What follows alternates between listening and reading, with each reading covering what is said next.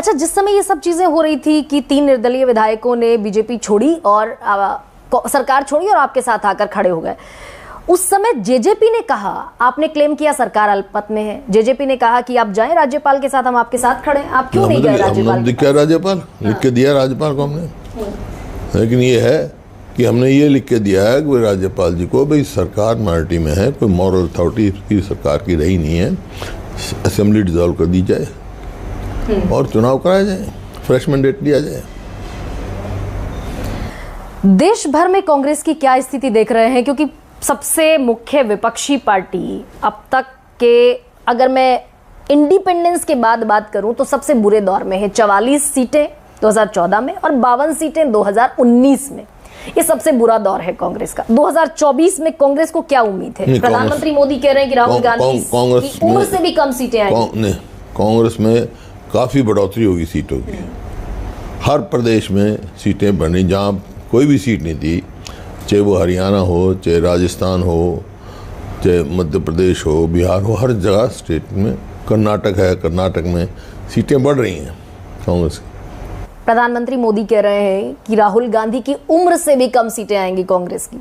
चलो वो तो उनका अपना विचार हो सकता है, वो तो उनका प्रेरोगेटिव है, कुछ भी कहे। अब जो हम कह रहे हैं, मैं कह रहा हूँ हमारी कांग्रेस की सीटें बढ़ेंगी हर स्टेट में। आप देखना, आप गांधी परिवार के बड़े करीबी भी माने जाते हैं, और अमेठी और रायबरेली का जो संकट कहे या कश्मकश कहे बड़ी लंबी चली, आपका इस पर क्या नहीं, इसमें मेरी विचार है? मेरा कोई उसमें दखल नहीं होता। अमेठी को छोड़कर रायबरेली इस पर आपका इंडिविजुअल क्या विचार है? उनका अपना फैसला है। आपकी कोई सोच इस पर? अमेठी से बेहतर रायबरेली क्यों लगा? देखो, ये तो अमेठी हुआ, रायबरेली हुआ, यहाँ से तो लड़ना ही चाहिए था उनको। ठीक है, लड़े, रायबरेली से लड़ेंगे, ये भी उनकी पुरानी सीट है। लेकिन प्रधानमंत्री ने इस पर भी कटाक्ष किया कि अमेठी से डरकर भाग गए राहुल गांधी, लड़ना चाहिए था क्या पिछली दफा? उनकी सोच है ना, उनकी सोच है, उनका प्रेरोगेटिव है, कोई भी कहे, मैं कुछ भी कहूँगा, आप कैसे रोकेंगे मेरे को? लेकिन ये एक मैसेज जाना चाहिए था क्या कि पिछली बार बहुत कम वोटों से हारे, तकरीबन 50,000 वोटों से स्मृति ईरानी से हारे। अगर इस बार कंटेस्ट करते और जीतते, टफ फाइट देते, तो एक बड़ा मैसेज जाता क्या? नहीं, अगर वो लड़ते तो जीतते ही। वो उन्होंने फैसला किया रायबरेली, वो भी उनकी पैतृक सीट है, क्योंकि सोनिया जी नहीं लड़ रही, राज्यसभा में आ गई, इस वक्त वो लड़ रहे हैं उनके। अमेठी और रायबरेली में, दोनों के कंपैरिजन में रायबरेली क्यों? प्रेफरेंसेस रायबरेली सबसे पुरानी है सीट इनकी, सबसे पहले रायबरेली से ही।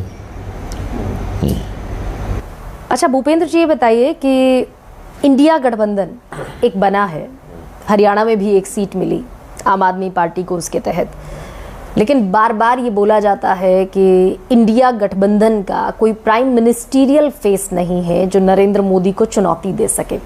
ये वाकई एक गड्ढा है क्या? इंडिया गठबंधन के सामने चुनौती है क्या? नहीं, ये कह चुके हैं, राहुल गांधी जी भी कह चुके हैं, सभी ने कहा, जो ममता जी बाहर से, उनने भी कहा है प्राइम मिनिस्टर कौन होगा ये बाद में फैसला किया जाएगा। नहीं, लेकिन सामने जब एक चेहरा खड़ा हुआ दिखता है प्रधानमंत्री नरेंद्र मोदी के तौर पर, और विपक्ष का जो गठबंधन है उसमें वहां वैक्यूम नजर आता है, ये कंटेस्ट को कमजोर करता है क्या इंडिया गठबंधन? देखिए, 77 के चुनाव में आपको पता है मोरारजी देसाई जी का कोई चेहरा नहीं था चुनाव से पहले, बाद में फैसला हुआ, ये तो बाद की बातें हैं। लेकिन फिर मध्यावधि चुनाव भी हुए, इतनी सिर फुटबल हो गई कि चलो वो तो कल क्या होगा वो तो कह सकते, लेकिन जो आपने सवाल किया था उसका मैं जवाब दिया। यही तो प्रधानमंत्री कह रहे हैं कि विपक्षी गठबंधन जो है वो 5 साल में 5 प्रधानमंत्री बदलेगा।